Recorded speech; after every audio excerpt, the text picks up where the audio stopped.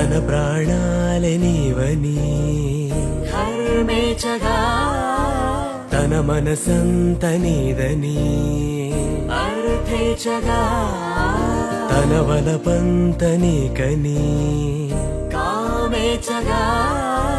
అవధులు లేని ప్రేమకై మోక్షేచగా